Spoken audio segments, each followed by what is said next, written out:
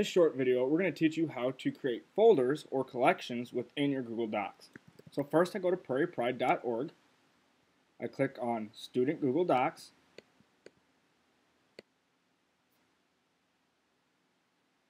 And this has already signed me in. Usually you would have to sign in. So I am in my Google Docs account. And if you're anything like me, this can become very overwhelming because I have so many things in my folder. It's hard for me to stay organized. Well, there is one way to help you by creating collections or folders. All you have to do is go to Create, Collection. Now I'm going to name this collection just like before. I'm going to name it Science. Oops. Now you can see that my collections, there is a science folder. If it's red, that means I'm on that folder or collection. Right now, there's nothing in this folder. If I go home, I see all my documents again. If I want to put a document in my science folder, all I have to do is click and drag. And now you can see that this document is in my science folder.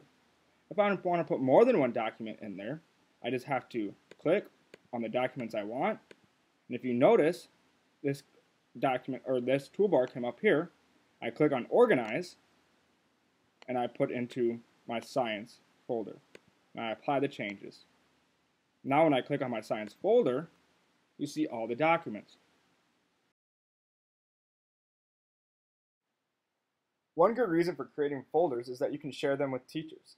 A way to do this is by clicking that drop-down arrow, as you can see right there.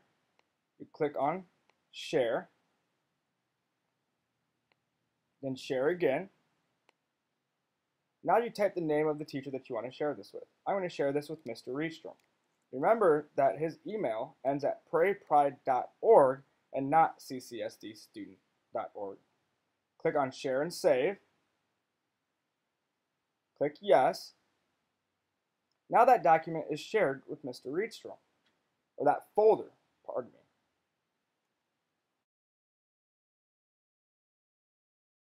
Folder is shared with someone when you see that little icon or that person right there. Now let's say I'm in my science folder, and just like we did with our Mac, we want to create a subfolder. That's very simple as well. We go to Create, Collection. Now I'm going to name this one Unit 1 Motion.